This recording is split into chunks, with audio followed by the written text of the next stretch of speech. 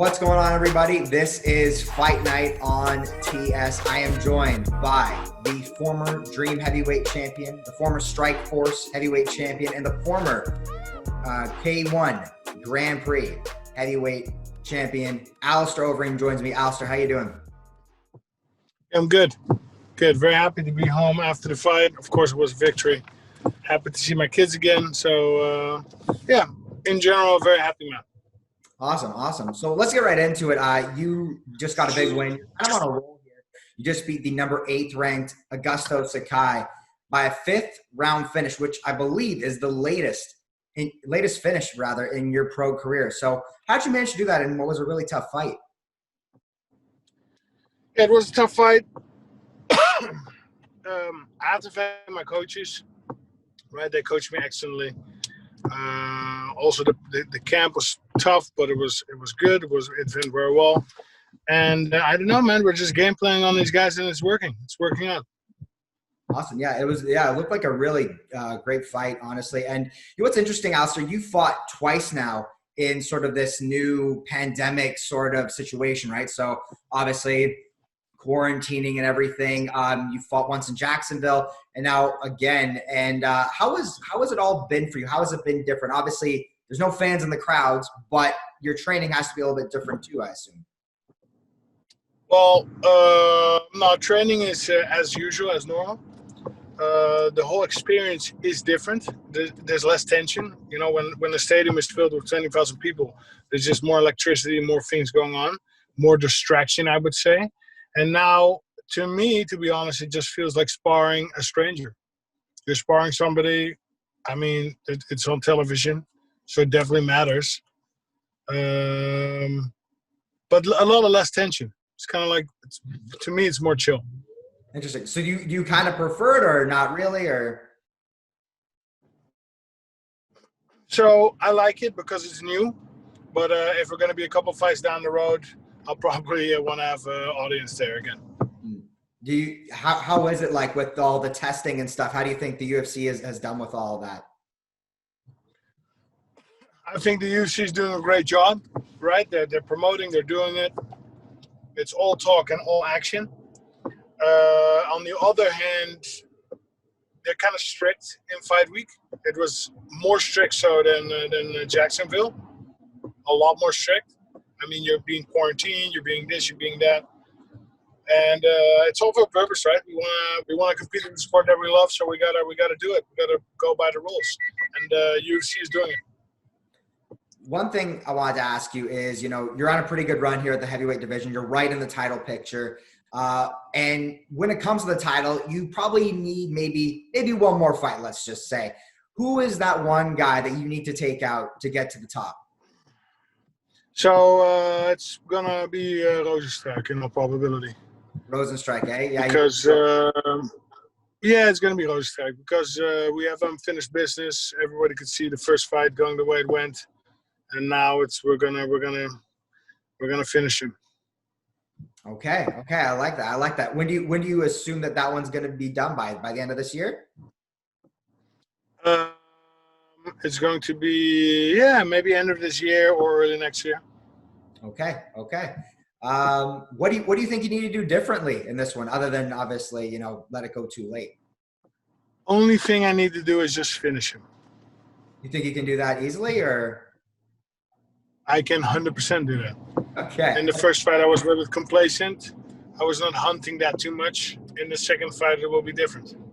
Okay. I like that.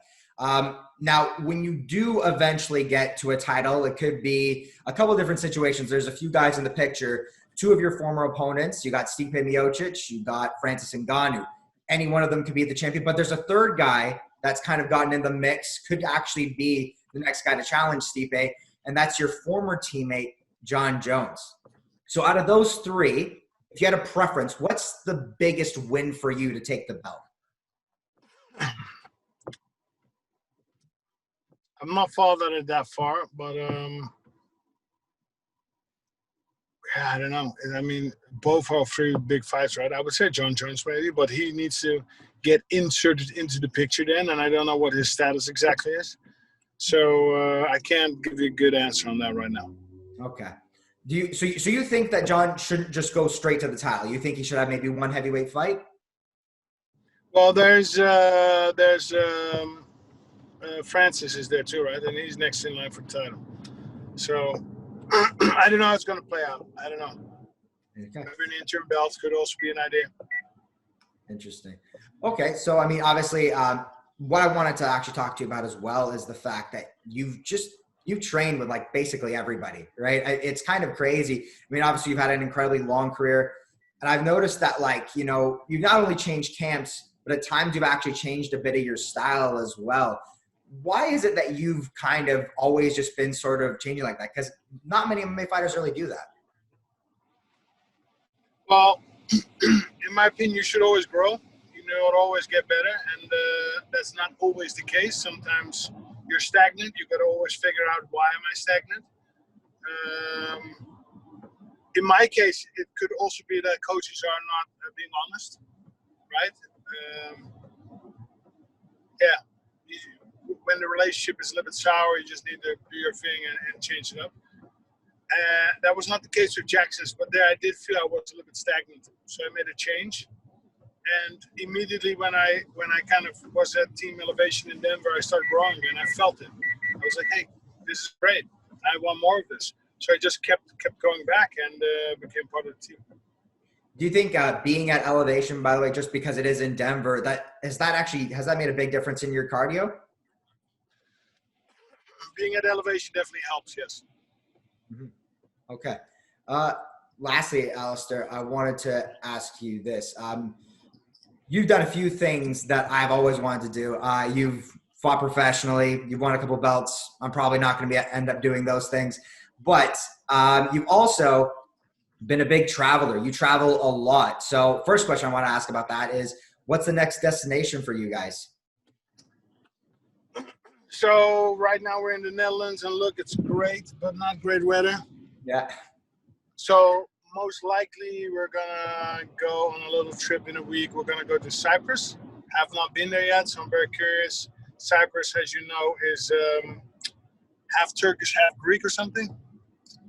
Yeah, so that's an island off of the coast of Turkey, south of Turkey. And yeah, we're gonna have some time there. And then after that, I think I have some appearances booked. And then probably by the time that's done, I'm gonna be heading back to Denver to prepare for the next fight.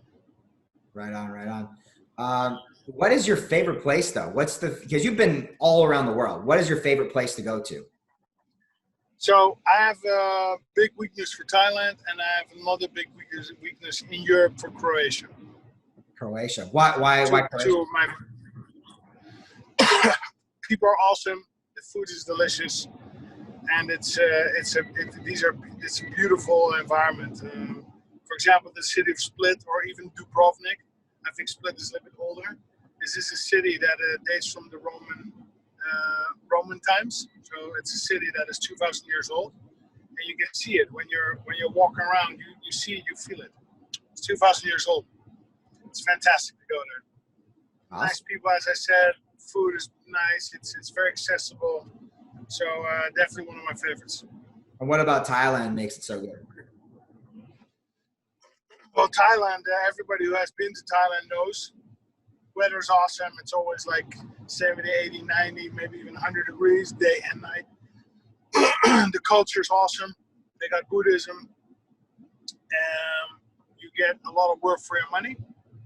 Food is fantastic. And I would describe Thailand as very adventurous also. There's a lot going on. It's a big country. And of course, they have the Muay Thai. But I don't know, it's also a feeling, a sensation that when I'm there, Thailand stands for free land. And when I'm in Thailand, I feel free. It's very strange how it's a feeling. It's difficult to describe, but it's an awesome feeling. That is really unique, yeah. People who've been to Thailand know exactly what I'm talking about. And if you haven't been, well, time to go, I guess. Yeah, it's time to set that flight at some point when the lockdown's lifted. One thing I want to ask you though, Alistair, just before we head out here, you've been fighting for so long, and obviously you mentioned that you're sort of coming to the end of the rope. But I know you got your eyes on the prize.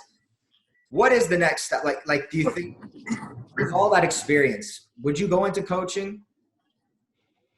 Yes. Yeah.